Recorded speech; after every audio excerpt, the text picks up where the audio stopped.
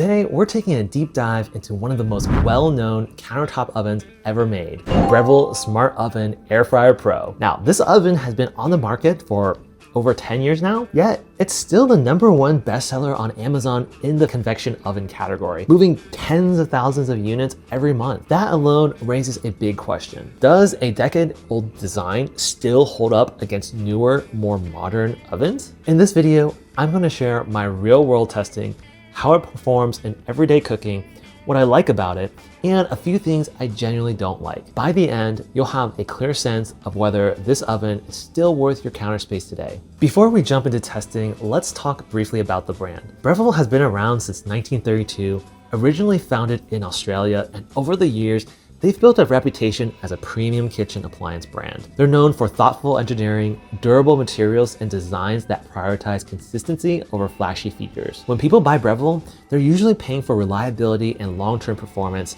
not trends. Now, let's start with what you actually get in the box. Included with the Breville Smart Oven Air Fryer Pro are 2 wire racks, a large air fryer basket, an enamel-coated roasting pan, a broiling rack, a pizza tray, and a removable crumb tray. This setup gives you a lot of flexibility right out of the box for baking, roasting, air frying, broiling, and toasting. One thing I do want to call out early though is that the enamel coated roasting pan, unfortunately, it wasn't as durable as I expected. I accidentally dropped it from the counter height and it dented easily, scraping off a noticeable amount of enamel. That does raise some concerns about long-term durability, even without the accidental drops. Now, let's talk about what really defines this oven: its cooking modes and control over heat. This Breville offers 13 cooking functions, which gives it an impressive amount of versatility. Those modes include toast, bagel, broil, bake, roast, warm, pizza, proof, air fry, reheat, cookies, slow cook, and dehydrate. On top of that,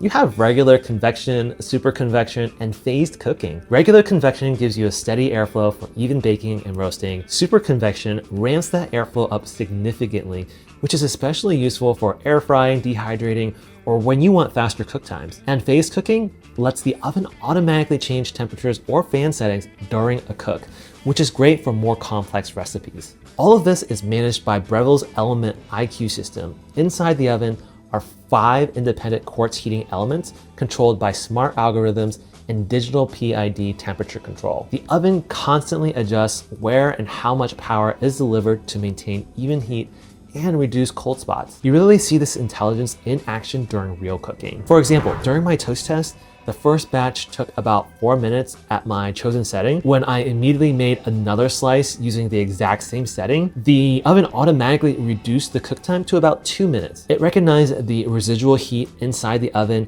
and compensated to deliver the same toast result. That's the Element IQ system doing its job quietly in the background. Speaking of toast, this oven has one of my favorite toast-related design features. Breville built magnets into the doors so that when you open it, the rack automatically slides out partway. That makes grabbing toast or bagels incredibly easy without reaching deep into a hot oven. One tip here, I recommend using the rack level 3 instead of the suggested rack level 4. The wire rack design can make it awkward to slide toast off at level 4, and depending on how hot it is, you might end up burning your fingers. Rack level 3 lets you slide the toast straight onto a plate much more easily. Next, I tested air fry mode using pork belly, basically giant chunks of bacon. The air fryer basket itself is excellent. It's wide, deep, and can handle a lot of food. However, the enamel roasting pan doesn't fully span the width of the basket. That means if you're cooking something fatty near the edges, drippings can fall into the heating elements below, which is probably why it's printed right on the basket not to use this for foods that drip. Now, in my test, I had centered the pork belly carefully to avoid that dripping.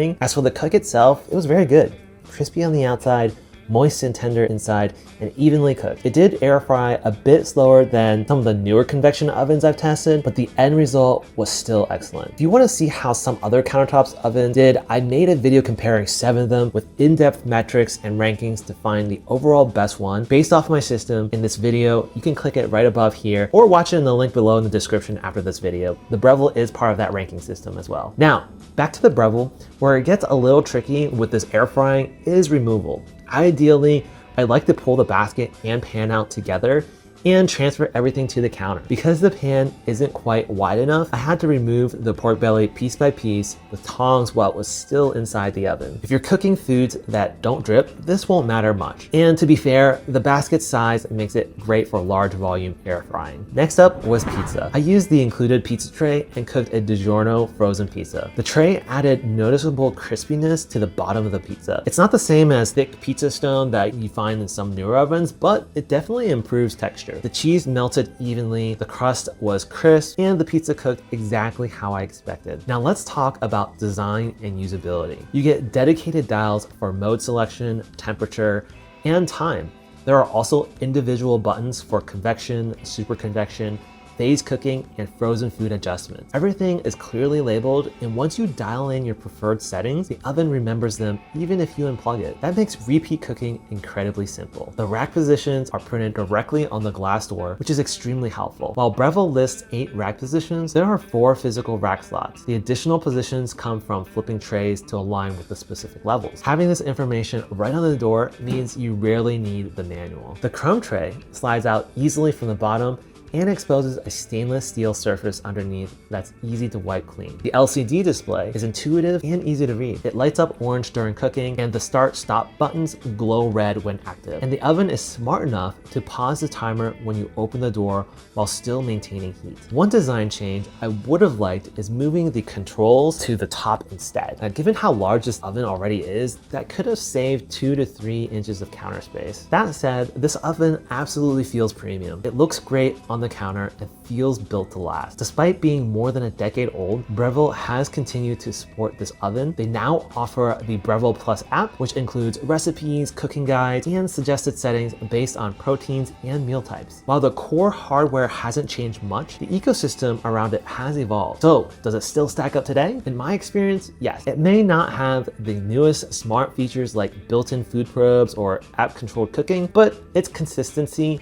the thoughtful design, and flexible cooking modes still put it at the top of the category. I can absolutely see why it remains a bestseller today. If you're interested, links to the Breville are in the description below. And if you want to see how it compares directly to newer ovens like the Typhur Sink oven or the French Door Premier, that comparison is linked on the screen as well. Thanks for watching, and I'll see you in the next one.